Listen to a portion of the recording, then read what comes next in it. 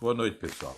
Hoje nós vamos trabalhar com ternos pitagóricos e sequência de Fibonacci, tá certo? Primeiro, os ternos pitagóricos é aquilo que nós já conhecemos mesmo, né? Quer dizer que são três números, A, B e C, de modo que A ao quadrado mais B ao quadrado é igual a C ao quadrado, né? Então, lembrando que esse terno pitagórico tem a ver com um triângulo retângulo, né? Que o quadrado da hipotenusa é igual à soma dos quadrados cateto, né? Então, A e B são os catetos e C, nessa questão, é a hipotenusa, né?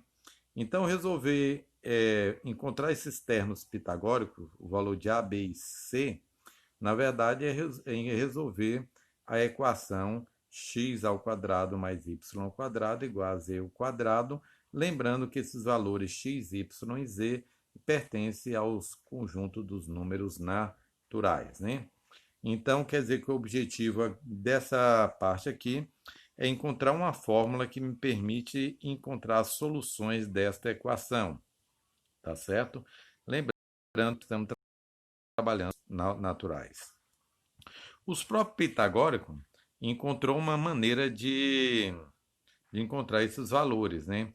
Que é a seguinte, ó, os termos pitagóricos é m ao quadrado menos 1 sobre 2, m ao quadrado m ímpar. Então, quer dizer que essa fórmula dos pitagóricos, ela permite encontrar infinitas soluções para a equação, tá certo? Embora não encontre todas, né? Sempre reforçando que estamos trabalhando dentro dos naturais, né? Então, daí nós vemos o terno, há algumas definições, alguns lemas, né, para chegar no teorema que permite, de uma maneira, as possibilidades desses termos pitagóricos dentro dos naturais, né? Então, a definição, um terno pitagórico se diz primitivo quando MMC de A, B e C é igual a não quer dizer que o objetivo nosso aqui é trabalhar com os ternos primitivos. Por quê? Porque depois daí você pode apenas fazer algumas multiplicações e depois encontrando outros termos a partir do produto, né? Então nós vamos ter três lemas. Os lemas são algo necessário para provar um teorema, né?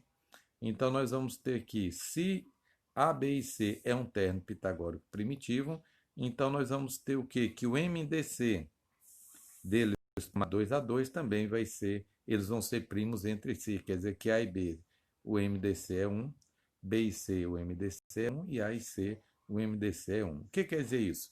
Quer dizer que tomado 2 a 2 eles são primos entre si. Seja o terno A, B e C, primitivo, se A e B não podem ser ambos ímpares. Quer dizer o quê? Quer dizer que os dois primeiros, que são os catetos, eles não têm como ser ímpares os dois. Quer dizer que pelo menos um deles tem que ser par. Ou os dois pares, eles não podem ser ambos ímpares. Se A, B e C pertencem aos naturais não nulos, números tais que aí o MDC de A e B é igual a 1, quer dizer que A e B são primos entre si, e AB é igual a C, A vezes B é igual a C ao quadrado, então nós vamos ter que A e B são quadrados perfeitos, né? Aí ele prova isso porque, na verdade, como A e B são primos entre si, então é igual ao quadrado de B, então quer dizer que A e B são quadrados perfeitos também para fazer. As demonstrações desses lemas estão lá no livro, são relativamente simples, né? Fica como um exercício vocês verificar essas demonstrações e interpretar, né? Esses três lemas, eles são necessários para chegar no seguinte teorema. Ó. Seja A, B e C um terno pitagórico primitivo em que A é par. Então, ele já estabelece que A é par. Então, os naturais não nulos, primos entre si, um par e o outro ímpar, quer dizer que um é par, o outro é ímpar, com n maior do que com u maior do que v, de maneira que a é igual a 2 vezes u vezes v, b é igual a u ao quadrado menos v ao quadrado e c é igual a u ao quadrado mais v ao quadrado. Reciprocamente, todo terno ao quadrado, todos esses ternos, 2uv, u ao quadrado menos v ao quadrado, u ao quadrado mais v ao quadrado, onde u e v satisfazem as condições enunciadas, é um pitagórico primitivo. Então, aqui ele já me dá uma fórmula mais geral para encontrar esses pitagóricos, né? Na verdade, a questão A é par, ela não importa, porque na verdade nós vimos que ambos não podem ser ímpares, né? A e B ambos não podem ser ímpares. Então, pelo menos um tem que ser par. Como na verdade nós estamos trabalhando com cateto, então o A ou o B vai ser par. Aqui nós estabelecemos que o A for par, mas não vai alterar a encontrar os ternos pitagóricos, porque na verdade pelo menos um dos tem que ser par. Aí nós temos essa regra que permite encontrar os ternos pitagóricos. Lembrando sempre que estamos trabalhando dentro dos naturais. A condição que ele estabelece que u tem que ser maior que v é porque nós temos que u ao quadrado menos v ao quadrado. Se o v fosse maior, aí no caso essa diferença seria negativa e nós não estaríamos trabalhando dentro dos naturais, tá certo? Então essa questão dos ternos pitagóricos é apenas uma maneira para resolver eles dentro dos naturais. Lembrando que depois os pitagóricos só conheciam os números naturais inteiros, né? E como trabalhava com medida de lado de um retângulo, todos os valores tinham que ser positivos, só naturais, né? Mas lá na frente foi estabelecido os números reais e encontrou infinitas soluções dentro dos reais. Lembrando que nesse momento nós trabalhamos apenas com os naturais. Depois, nós vamos trabalhar com a sequência de Fibonacci, certo? De Pisa, né, mais conhecido como Fibonacci, incluiu no seu livro Liber Abax, o livro do Ábaco, alguns problemas para, na verdade, tornar a leitura mais dinâmica. Então, ele colocou vários problemas atraentes para despertar o interesse à leitura de sua obra, né? E dentre esses problemas tem um que é muito conhecido, né, e que deu origem à sequência de Fibonacci, né, que ele diz o seguinte, ó, um homem põe um casal de coelho dentro de um cercado. Quantos pares de coelhos serão produzidos em um ano se a natureza desses coelhos é tal que cada mês um casal gera um novo casal, que se torna produtivo a partir do segundo mês?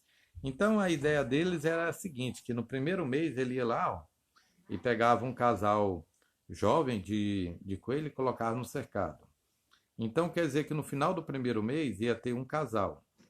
No final do segundo mês ia ter também um casal, porque ele não reproduziu ainda. A partir do segundo mês, ele começava a reproduzir. Então no final do terceiro mês, um casal que era o dos adultos e mais um casal jovens.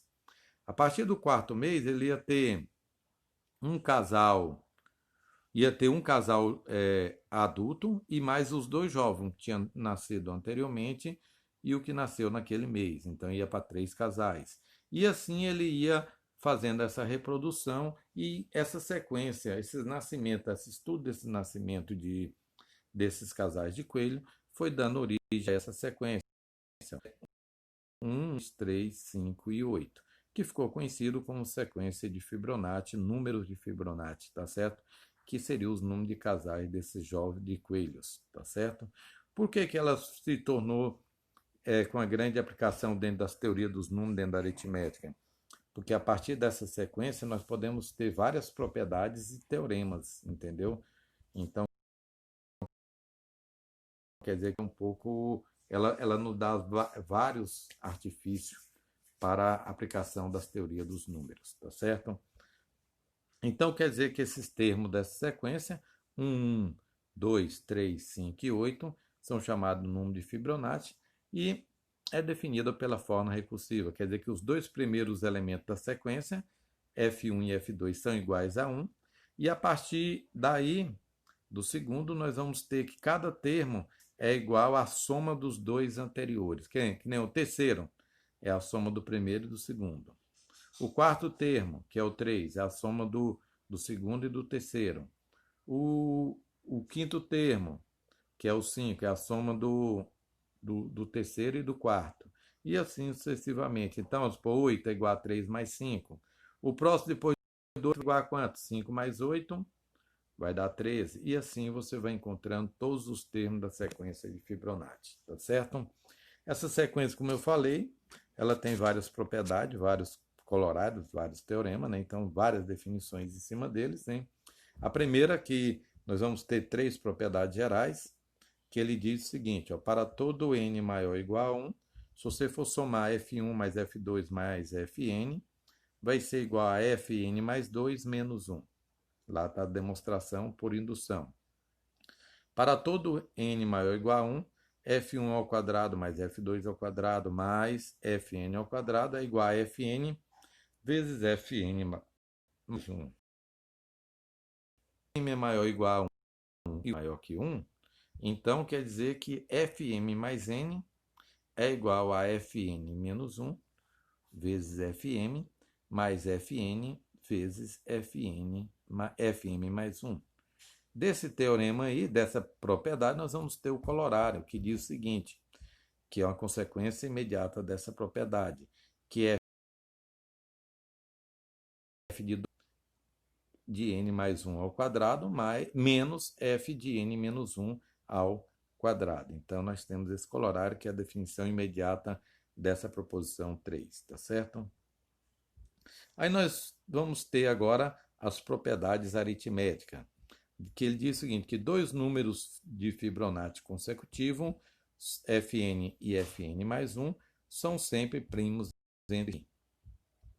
Se o m divide o n, então quer dizer que o Fm divide o Fn.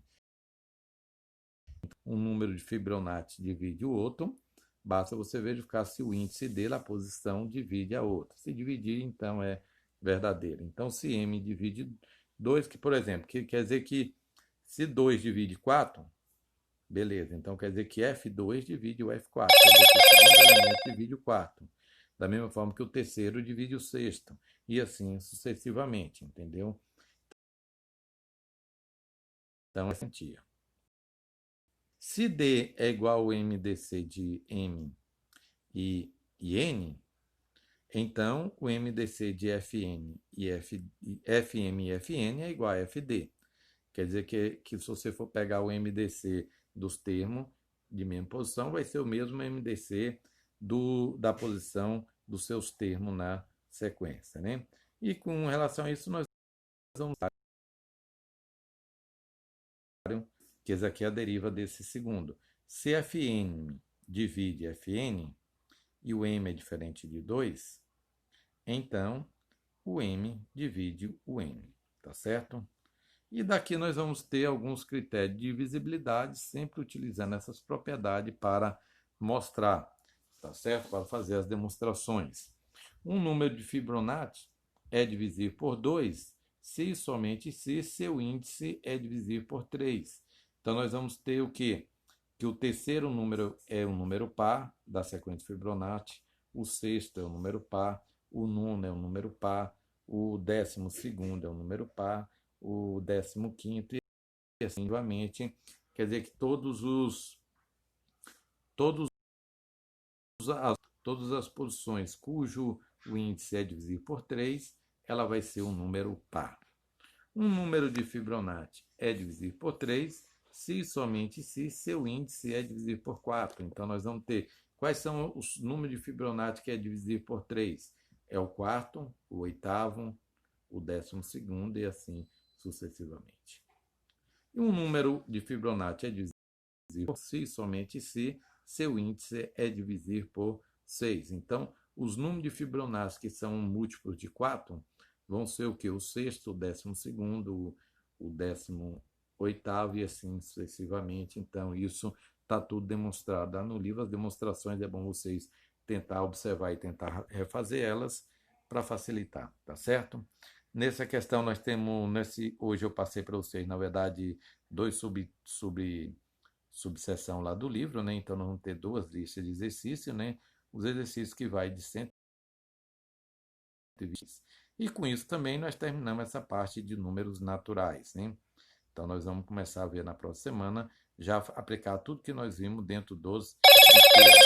Aí vai ter uma vantagem que nós vamos precisar ter tanto controle com suas aplicações. Tá certo? Boa noite.